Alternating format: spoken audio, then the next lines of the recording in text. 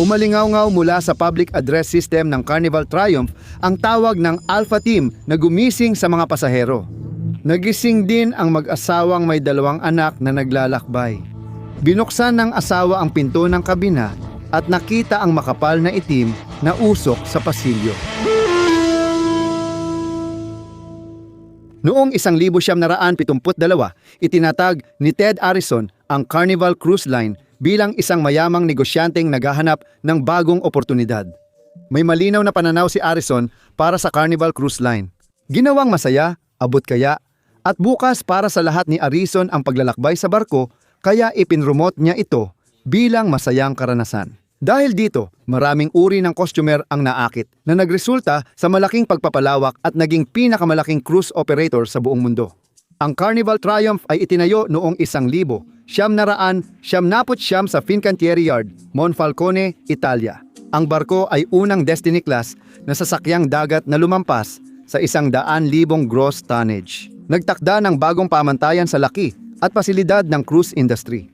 May 3,500 at 40 tulugan sa 1,300 at 79 kabina para sa pasahero at 1,118 tulugan para sa crew.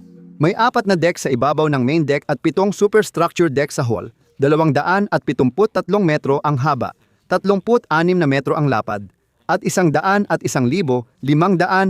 na tonelada ang gross tonnage nito. Noong 2012 ipinromote ng Carnival Cruise Line ang Triumph para sa rutang magsisimula sana Pebrero 2013.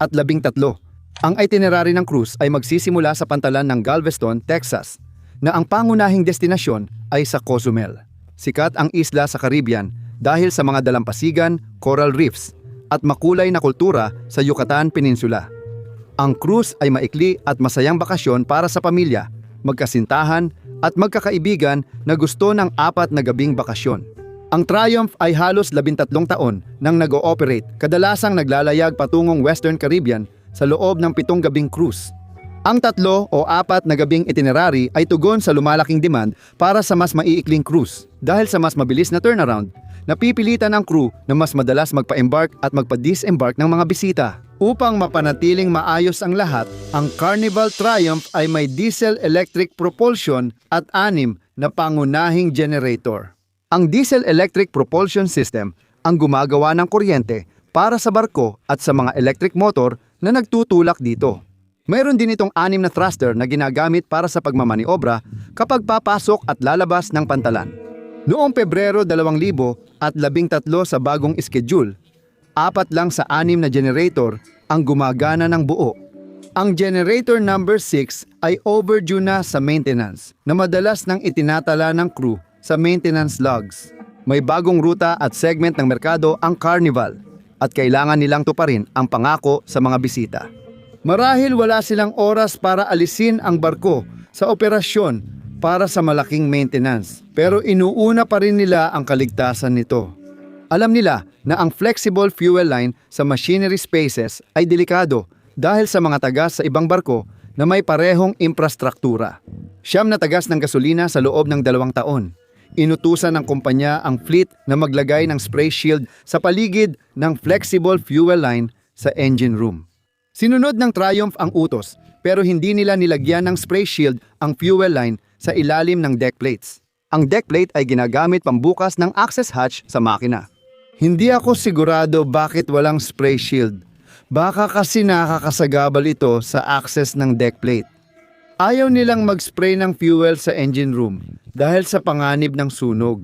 May high fog water spray firefighting system ang Triumph sa engine space ng barko. Gumagamit ang high fog system ng high pressure na tubig na nagiging pinong fog o mist sa mataas na bilis. Epektibong nagpapalamig at pumipigil sa sunog habang nag-aalis ng delikadong gas. Noong Pebrero 7, 2013, naghahanda ang Carnival Triumph sa pag-alis mula Galveston. Nasa terminal ang 3,143 pasahero sabik sa biyahe at 1,100 crew na handang maglingkod sa loob ng 4 na araw. Tumutulong ang crew sa pagsakay, pag-aasikaso ng bagahe at pagtiyak sa mga safety procedure pati sa pagsasagawa ng safety drill at pagbigay ng tagubilin sa lifeboat at emergency protocol. Kasama sa libu-libong pasahero ang magkasintahan, pamilya at magkakaibigan. Pagkatapos sumakay, nililibot ng bisita ang barko at kumukuha ng litrato. Nadiskubre nila ang iba't ibang kainan mula formal na dining room, buffet hanggang a la carte na restaurant. May mga bar na may temang Alchemy Bar, Red Frog Rum Bar at Blue Iguana Tequila Bar. May malaking teatro ang barko para sa Broadway-style na palabas, casino, at mga lounge na may live na musika at iba pang libangan. May 2 outdoor pool, kabilang ang isa na may bubong na pwedeng buksan, mga whirlpool, water slide, at mini golf course. Nag-aalok ng tirahan mula interior staterooms hanggang suite at sea view cabins para sa pasahero. Walang bintana ang interior stateroom, pero 38 dito ay may sariling balkonahe. Ang mga silid na may tanawin ng dagat ay may malalaking bintana, habang ang luxury suite ay mas maluwag at marangya. Hapon, umalis ang Carnival Triumph mula Galveston habang nagsimulang mag-relax at mag-enjoy ang mga pasahero sa mga pasilidad ng barko. Nagpapahinga at nagkukwentuhan ang matatanda sa pool habang naglalaro ang mga bata. Ang iba ay nasa casino at ang mga magkasintahan ay nasa bar at lounge. Mabilis na nagbibigay ng serbisyo ang mga miyembro ng crew, tinitiyak na maayos ang karanasan ng lahat habang nagsisimula na silang maglayag. Ipinaghahain ang hapunan sa mga pangunahing kainan at mga espesyal na restauran. Pagkatapos ay pinapanood ng mga bisita ang mga palabas sa teatro at mga pagtatanghal ng komedya bilang aliw sa gabi. Kinabukasan ng umaga, 8 ng Pebrero, sinisimula ng mga pasahero ang kanilang araw sa isang breakfast buffet at nilalasap ang simoy ng dagat at amoy ng karagatan. Pagkatapos ng almusal, may mga bisita na sumasali sa fitness classes, habang ang iba ay nag-e-enjoy sa spa at pool games. Sa tanghali, may tanghalian at cooking demo. Sulit na sulit ng mga matatanda ang kanilang binayad, at ang mga bata naman sa barko ay ginugugol ang kanilang oras sa arcade, mga game room at sa pool. Kinagabihan, may formal na gabi at espesyal na hapunan sa Carnival Triumph. Masaya ang mga pasahero papuntang Mexico. Sa umaga ng 9 ng Pebrero, dumaong ang Carnival Triumph sa Cozumel at bumaba ang mga pasahero upang tuklasin ang mga iniaalok ng magandang isla ng Caribbean. Ginagamit ng tripulante ang oras na ito para ihanda ang barko at planuhin ang mga aktibidad bago bumalik sa Galveston at dumating ang mga bisita sa hapon. Noong 1,630 handa nang umalis ang Carnival Triumph mula Cozumel pauwi. Bumalik na ang mga pasahero sa barko. Tinatangkilik ang hapunan at gabi nilang palabas. Noong umaga ng Pebrero 10, nagsagawa ng regular na pagsusuri ang tripulante ng barko. Dumating ang 2 inhinyero sa silid makina bandang 3:30 para sa pagbabantay mula 4:00 hanggang 8:00. Responsibilidad niyang suriin, iulat ang kakaiba sa silid makina at magsagawa ng karaniwang pagsusuri at gawain. Pinapunta niya ang 2 inhinyero, kadete at oiler sa air conditioning compressor room para mag-maintenance. Noong 0345, dumating si Euler sa silid makina, tinanggap ang turnover mula sa naunang gwardiya at nagsagawa ng karaniwang pagsusuri. 0350 dumating ang kadete sa silid ng kontrol ng makina. Pagsapit ng 0435, inikot ni Euler at ininspeksyon ang makina bilang 6 sa likod ng silid makina, ngunit wala siyang napansin kakaiba. Noong 0516, tinawagan ang 2 inhinyero mula sa tulay dahil nag-alarma ng sunog ang diesel generator numero 6. Tinawagan ng 2 inhinyero ang 3 inhinyero para paimbestigahan ito. Umalis ang 3 inhinyero, kadete, at si Euler sa silid ng air conditioning compressor papunta sa likurang makina ng barko. Naamoy ng 3 inhinyero ang gasolina at nakita niyang tumatagas ito pagpasok nila. Mula sa makina bilang 6, ito ay umaakyat mula sa ilalim ng deckplate hanggang 6 na metro taas sa pagitan ng mga turbocharger.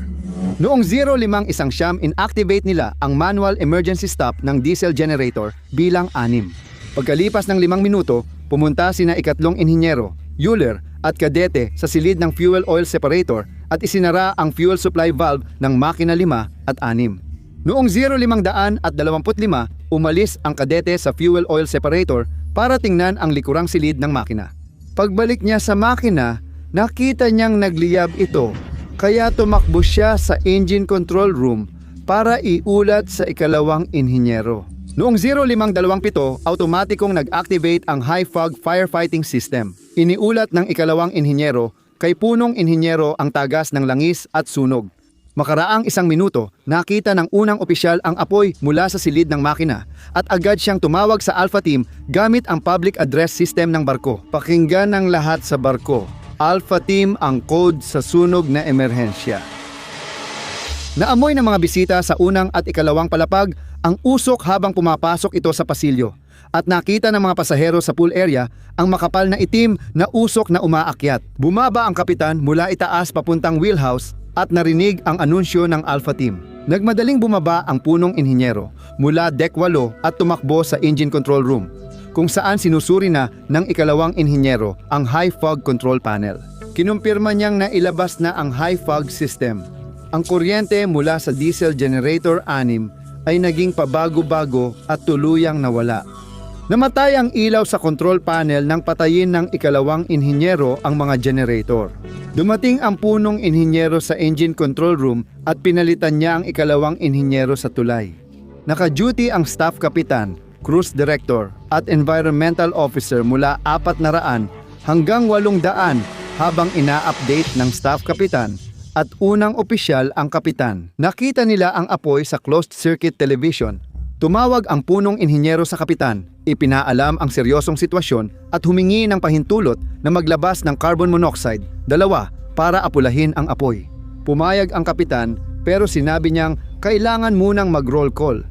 Kapag may naipit sa machinery space habang pinakakawalan ang carbon dioxide system, malamang silang masuffocate at mamatay. Makikita ang engineering roll call board sa pasilyo malapit sa engine control room. Dapat mag-iwan ng identification badge sa hook ang bawat papasok sa engine room. 2 badge ang nasa board. Pinapadala ng chief engineer ang team para siguraduhing ligtas ang engine room bago palabasin ang carbon monoxide. 2. Tinitiyak niyang sarado ang mga pinto ng garbage handling room at walang crew doon. Dahil magkapareho ng carbon monoxide, 2 zone ang garbage handling room at aphid engine room. Ngayon pumupunta siya sa carbon monoxide. 2 remote activation cabinets sa labas ng engine room. Pinapatunog niya ang carbon monoxide. 2 alarm at sinisigurong sarado at selyado ang fire door at damper. Hindi gumagana ang carbon monoxide, 2 system sa AFD engine room.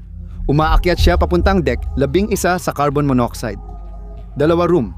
Habang papunta, napansin niyang nagkukurap ang mga ilaw sa barko. Kumukurap ang carbon monoxide. 2 alarm sa labas ng storage room. Senyales na napupuno ito ng carbon monoxide. 2 at delikado ang pagpasok. Katabi ng emergency generator room ang carbon monoxide. 2 room na kinaroroonan ni na senior electronics officer at unang inhinyero. Inutusan ng punong inhinyero ang refrigeration engineer na tiyakin na sarado ang mga fire damper sa itaas ng likurang makina. Hindi ilalabas ang carbon monoxide. 2, kung di selyado ang damper. Kinumpirma ng refrigeration engineer na lahat ng damper at fire door sa silid ng basura ay nakasara. Isinuot ng opisyal ng elektronika ang breathing apparatus at pumasok sa silid ng carbon monoxide. 2, nakita niyang bukas ang mga ilaw, ngunit hindi nakailaw ang pulang ilaw ng release valve. Nadiskubre niya na may tumatagas na isa sa mga bote ng carbon monoxide. 2, at ang isa pang bote ay may maluwag na takip. Humingi siya ng pahintulot na manumanong pakawalan ang carbon monoxide. 2, pinayagan siya at sinubukang paikutin ang distribution valve. Nasa ilalim ng presyon ang balbula at kailangang paikutin ng may lakas. Umaangat ang stem at nababawasan ang presyon, kaya nailalabas ang carbon monoxide. 2, habang lumalabas siya sa silid ng carbon monoxide, 2, nakita niya ang puting usok sa pasilyo. Makalipas ang ilang sandali, nawala na ang usok sa tulay. Pinagdedebatehan ng safety officer at kapitan kung bubuksan ang mga pinto sa pagitan ng deck 0 at aft mooring station para mailabas ang usok mula sa marshalling area. Sa engine control room, pumapasok na ang usok sa mga passenger deck sa likod ng barko. Wala pa ring alam ang mga pasahero sa nangyayari dahil hindi na muling nag-anunsyo ang crew mula noong mensahe ng Alpha Team sa public address system. May ilang pasahero na ang naghahanap ng life jacket at sinusubukang hanapin ang kanilang pamilya at mga kaibigan sa gitna ng takot at pagkataranta. Iniisip ang pinakamasama.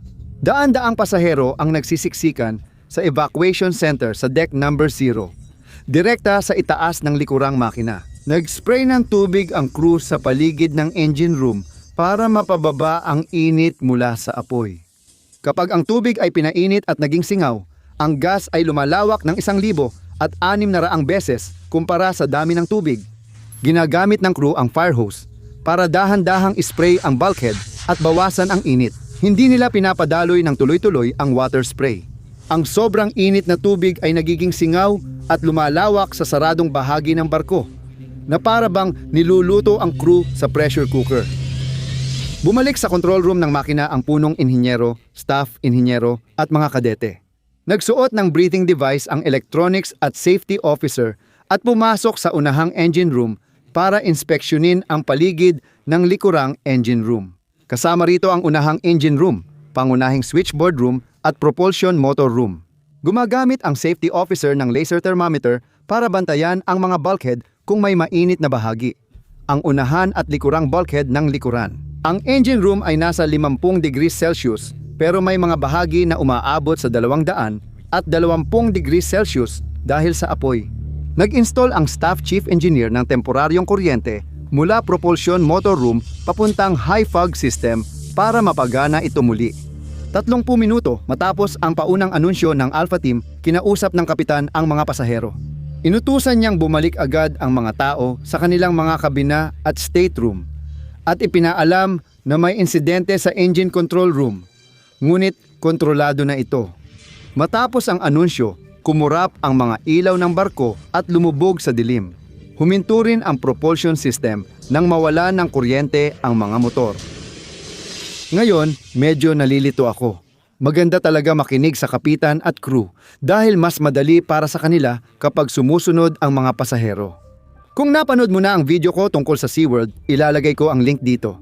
Baka di mo rin agad pagkatiwalaan ang sinasabi ng crew.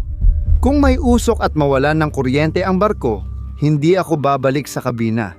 Maghahanap ako ng ligtas na pwesto sa pinakamataas na deck. Pagsapit ng 0600 at 8 na kontrol na ng crew ang apoy sa engine room, pero wala pa rin kuryente. Sa barko, 3,100 at 43 na pasahero at 1,000 at 100 na crew ang na-stranded sa gitna ng karagatan.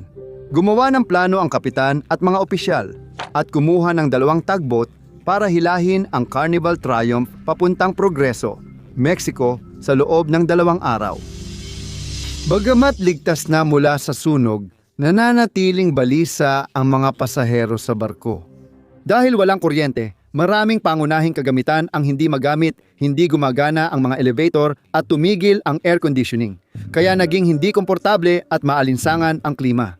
Walang tumutulong tubig at pumalya ang mga pump sa septic tank system. Kaya hindi magamit ng mga pasahero ang mga banyo sa kanilang mga kabina.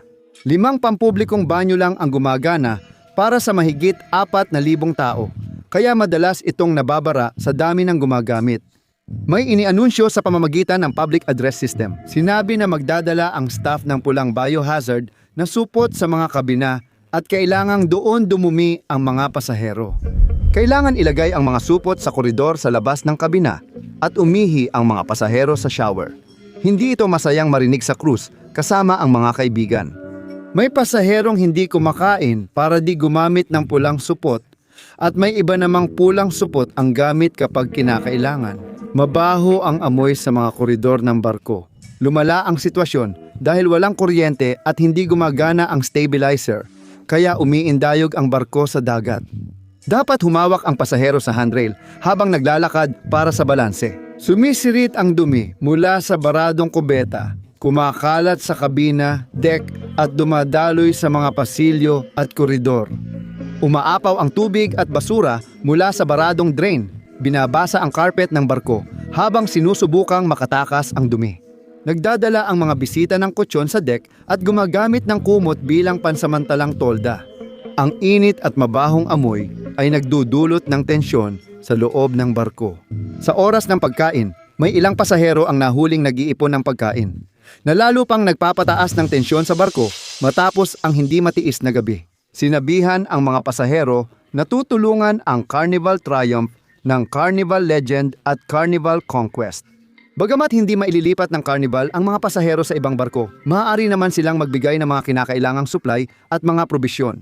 Noong umaga ng Pebrero, 11 lumapit ang Carnival Legend sa Triumph. Ang Legend ay gumaganang barko na may mga masayang pasahero. Malayo ang kalagayan kumpara sa Triumph. Ang Triumph at Carnival Legend ay sinamahan ng United States Coast Guard para tumulong at abalahin ang mga pasahero. Ginagawa ng Triumph crew ang lahat para pasayahin ang mga tao gamit ang onboard na aliwan. Sa emergency generator, nagpapalabas sila ng movie marathon sa teatro. Ang mga pasahero ay bumubuo ng maliliit na grupo, tumutugtog ng gitara o naglalaro ng baraha para malibang. Hindi pa rin gumaganda ang kalagayan ng mga palikuran. Ang mga pulang bag para sa medikal na basura lang ang tanging opsyon para sa 4,000 pasahero, ayon sa isa sa mga pasahero sa barko. Nahuli si Triumph ng isang araw para sa dialysis, kaya inilipat siya ng Coast Guard sa Carnival Legend papuntang Miami. Bandang 3:00 ng hapon, dumating ang 2 tugboat pero sinabi sa kapitan na hindi na progreso ang pinakamalapit na daungan at napagdesisyonan na i-dock ang barko sa Mobile, Alabama. Upang pakalmahin at ipagdiwang ang pagdating ng tugboat, inihayag ng kapitan na magkakaroon ng open bar mula hapon hanggang gabi na may unlimited na beer at alak. May ilang bisitang sumamantala sa alak, naging magulo at naglabas ng inis sa barko habang lasing. May pasaherong umiihi at dumudura sa sahig ng banyo na nagdagdag pa sa kalat sa barko. May ilan na nagtatapon ng paper cup at plato sa paligid ng bar at dagat. Isinara ang open bar pagkatapos ng 2 oras. Umaga ng Pebrero, 12 araw nang palutang sa dagat ang Carnival Triumph. Nahila na ang barko ng 78 nautical miles sa bilis na 6 na knots at may 200 at 10 nautical miles pang lalakbayin bago marating ang Mobile. Mga 35 oras pa ang natitira. Dahil sa bagong supply mula sa Carnival Legend, gumanda ang pagkain at mas mabilis na serbisyo ng crew para sa lahat ng sakay. Patuloy na gumugulong ang barko dahil walang stabilizers at lalong lumalala ang dumi dahil umaakyat na ang ihi mula shower at umaapaw sa mga kabina. Naglalagay ng karton ang crew sa pasilyo para ligtas makalakad ang pasahero. Pero mabilis din itong nababasa. Noong Pebrero 13, 110 nautical miles pa ang lalakbayin ng Carnival Triumph papuntang Mobile. Sa umaga, sinabi ng crew sa pasahero na may 2 helicopter na lalapag sa likurang deck, kasama ang mga inhinyero para ayusin ang diesel-electric motors at maibalik ang kuryente sa barko. Kailangang alisin ng mga pasahero ang pansamantalang tolda para makalapag ang helicopter. Habang papalapit ang mga chopper, nagtipon ang mga tao para panoorin ang pagdating. Nagtrabaho buong gabi ang mga inhinyero at naibalik ang kuryente sa elevator at imburnal ng barko, kaya gumana muli ang mga palikuran na ikinatuwa ng lahat. Noong Pebrero 14 nagsikap ang 2 barkong humihila sa Triumph laban sa malalakas na hangin para mabawi ang oras. 2 karagdagang barkong hila ang sumama sa paghila sa Carnival Triumph, habang isa pa ang nakaantabay. Matapos ang 4 na araw sa sira-sirang cruise ship, dumaong sila sa Mobile 21:20 at 22:00 nagsimula ng bumaba ang mga pasahero. Sinalubong ni Jerry Cahill, Chief Executive Officer ng Carnival Cruise Line, ang mga pasaherong bumababa ng barko upang personal na humingi ng paumanhin sa kanila para sa kanilang pinagdaanan upang itama ang mga naranasan ng mga pasahero sa cruise. Nag-refund at nagbayad ng kabuuang halaga ng kanilang biyahe ang Carnival. Nag-book sila ng flight at nag-schedule ng bus para maihatid pa uwi ang mga pasahero bilang kabutihang loob. Binigyan din ng $500 ang bawat pasahero para sa anumang pinsala o sugat sa cruise. Ang Bahamas Maritime Authority ang nangunang ahensya sa investigasyon dahil ang Carnival Triumph ay nakarehistro sa Bahamas. Ayon sa ulat, ang sunog ay dulot ng tagas sa flexible fuel oil return line ng number 6 diesel engine na nagresulta sa pagtapon ng langis sa mainit na bahagi at pagkakasunog. Naglayag ang Triumph na 4 lang sa 6 na generator ang ganap na gumagana. Huli na sa maintenance ang generator number 6 na pinagmula ng sunog at kulang sa proteksyon ang ilang fuel lines. Iginiit ng Carnival na hindi ito sakop ng mga pamantayan sa kaligtasan noon. Nagsimula ang mga pasahero ng kaso laban sa kumpanya at nagbayad ang Carnival Cruises ng karagdagang $118,500 na hinati sa lahat ng pasahero mga $30 bawat isa. Noong 2019 inayos ang Carnival Triumpho sa halagang $100 milyon. Matapos ayusin, tinawag itong Carnival Sunrise.